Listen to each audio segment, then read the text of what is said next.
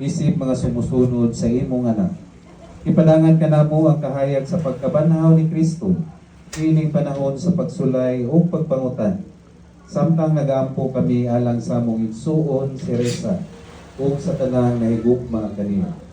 Kini among ipangayo kanimo, pinagi sa among nabanhaw nga Ginoo, hangtod sa kahangturan. Amen. Palihog mo yung lingkod.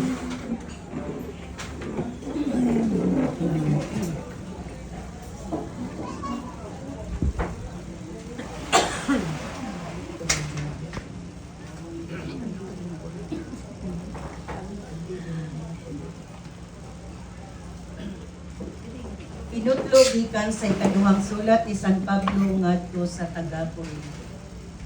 Kay nasayot kita nga inikatunas na niining atong yutanong puloy-anan nga mao ang atong lawas.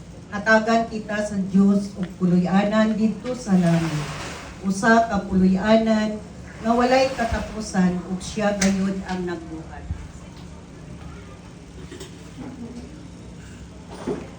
Busa kanunay kitang masaligon kaayo.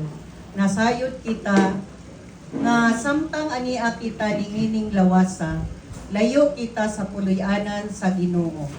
Kay nagkinabuhi man kita, pinaagi sa pagtuo ug dili pinaagi sa atong makita.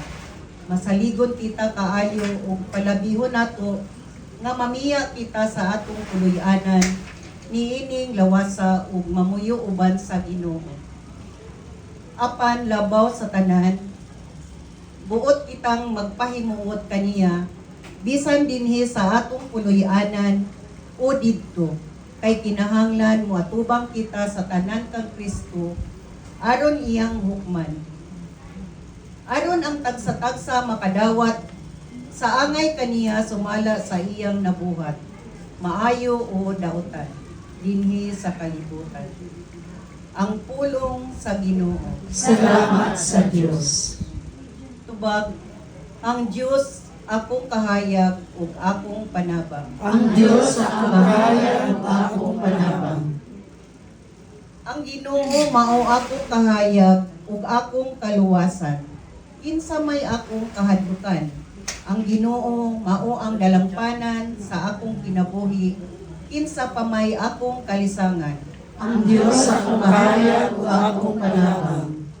Usa ka butang akong gipangayo sa Ginoo.